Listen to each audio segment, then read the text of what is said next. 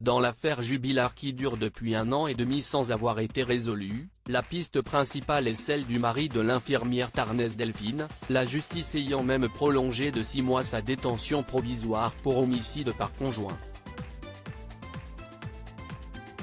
La jeune femme, mère de leurs 2 enfants, s'apprêtait à divorcer de lui et voulait s'installer avec son nouvel amoureux après les fêtes de fin d'année.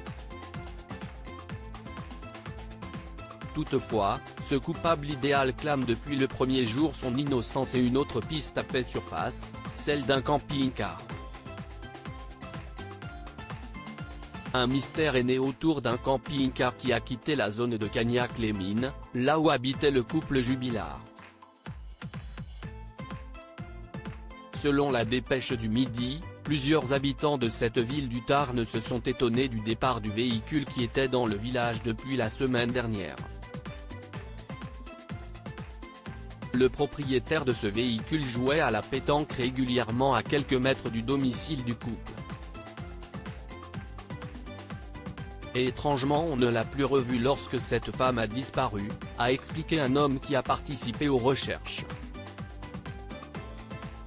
D'après les informations de la radio locale 100% Radio, le propriétaire du fourgon suspect s'est expliqué ce dimanche 3 janvier 2021, « Il est important de dire à vos auditeurs que les gendarmes m'ont contrôlé 10 jours avant la disparition de Delphine Jubilard, précisément au Boulodrome. »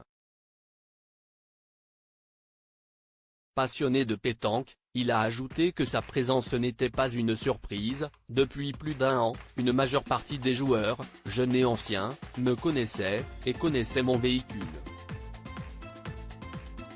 La nouvelle compagne de Cédric Jubilard, Séverine, avait rallumé la piste du camping-car considérée comme pas assez explorée, en confiant sur RTL que Cédric jouait régulièrement aux boules avec l'occupant du véhicule avant la disparition de son épouse. Elle avait révélé que l'infirmière était d'ailleurs déjà montée dedans par le passé. Toutefois, Séverine a depuis pris ses distances avec son compagnon qu'elle a fréquenté quelques mois avant qu'il ne soit incarcéré.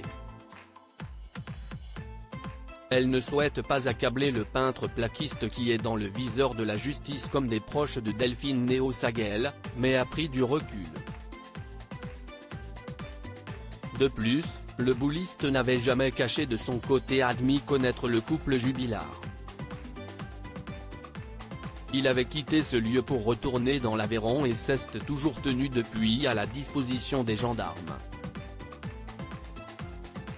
Si aucun aveu ni scène de crime ne permettent de désigner la personne coupable de la disparition de Delphine Jubilard, l'étau s'est resserré autour de son époux avec plusieurs éléments comme l'expertise de ses lunettes cassées, le témoignage du fils aîné des Jubilard présent lors de l'ultime soirée, ou encore l'analyse psychiatrique du suspect numéro 1. De nouvelles fouilles sont prévues par les enquêteurs à partir du lundi 27 juin. Cédric Jubilard reste présumé innocent des faits qui lui sont reprochés jusqu'au jugement définitif de cette affaire.